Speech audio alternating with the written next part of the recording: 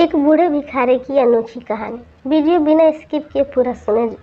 हर दिन एक भिखारी दरवाजे के पास आकर भीख मांगता था और घर का मालिक हमेशा घर के बाहर आते ही उसे देखकर फिर जाया करता।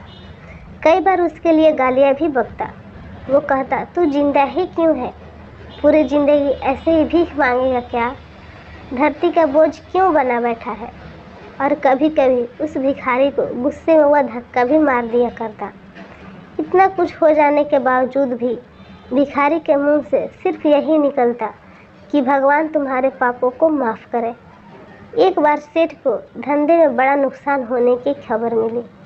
सेठ बहुत परेशान था कि तभी उसके दरवाजे पर वही भिखारी आया।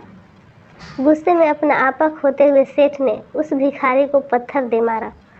पत्थर लगने के कारण भिखारी का सर फूट गया और उसके सर से खून बहने लगा।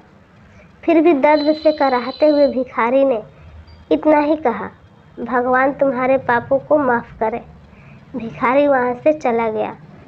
सेठ सोच में पड़ गए। भिखारी को पत्थर मारा, फिर भी उसने सिर्फ प्रार्थना की। सेठ का गुस्सा शांत हुआ। भिखारी का रहस्य जानने के लिए सेठ ने भिखारी का पीछा करना शुरू कर दिया। भिखारी जहाँ जहाँ जाता, सेठ उसके पीछे जाता। सेठ ने देखा कि कोई उसको खाना देता, कोई उसको मारता, कोई अपमानित करता तो कोई गाली देता।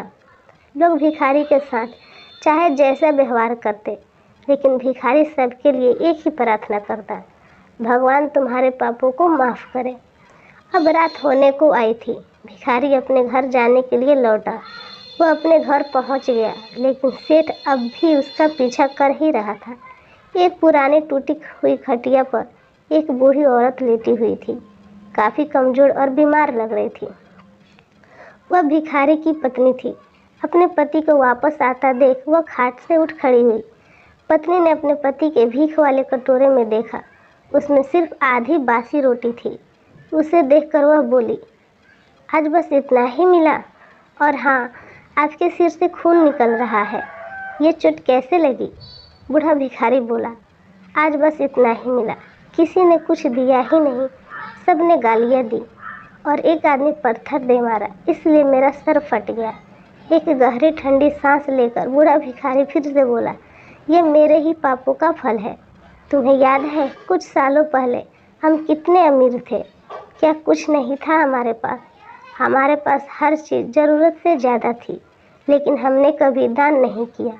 और उससे भी बुरा हमने उस अंधे भिखारी के साथ किया जो हमारे द्वार पर भीख मांगने आया करता था। बूढ़ी पत्नी की आंखों में आंसू आ गए। वह बोली, हाँ, हम उस बेचारे अंधे के साथ बहुत बुरा करते थे, उसका अपमान करते थे, उसे खाने के लिए रोटी की जगह कागज़ दिया करते, उसका मजाक उड़ाया करते और कभी कभी मारा भी करते। हमने कभी उसको रास्ता नहीं दिखाया। एक बार मैंने उसके मुंह पर मिट्टी भी फेंकी थी और वह हमेशा दुखी होकर यही कहता कि भगवान तुम्हें तुम्हारे किए की सज़ा देगा, भगवान तुम्हारे पापों की सज़ा ज़रूर देगा। उसका श्राप सच हुआ और हम इस दुख भरी ज़िंदगी में आ गए। भिखारी बोला, हाँ, उसका श्राप सच हुआ, इसलिए मैं किसी को बद्दुआ नहीं देता, चाहे कोई मेरे साथ कैसा भी बर्ताव करे। मैं हमेशा उसके लिए प्रार्थना करता हूँ। मैं नहीं चाहता कि कोई भी हमारे जैसे ज़िंदगी का अनुभव करे, किसी को भी हमारे जैसे दुखों का सामना करना पड़े। वो नहीं जानते कि वह कितना बड़ा पाप कर रहे हैं, इसलिए अनजाने में हुए पाप की ऐसी सज़ा किसी को भी मिले मैं नहीं चाहता। सेठ वहीं पर चुप होकर ये सारी बातें सुन रहा था। अब उसे सब कुछ समझ में आ गया था। भिखारी और उसकी पत्नी ने वो आधी रोटी मिल बांट कर खाए और भगवान को धन्यवाद बोलकर सो गए। अगले दिन भिखारी फिर से भीख मांगने गया। सेठ के घर के पास जाते हैं। सेठ ने पहले से ही गर्म रोटियां उसके लिए निकाल कर रखी थी। उसे देते हुए सेठ विनम्रता से बोला, माफ़ कर दीजिए बाबा, मुझसे बहुत बड़ी गलती हो गई। बूढ़ा भिखारी बोला, भगवान तेरा भला करे। इतना कहकर वह आगे निकल गया। इस कहानी से जो सीख लेने लायक है वह बड़ी ही सिंपल है कि आदमी चाहे किसी के बारे में बुरा कहे या भला करे, लेकिन भगवान सिर्फ कर्म के हिसाब से उसको फल देता है।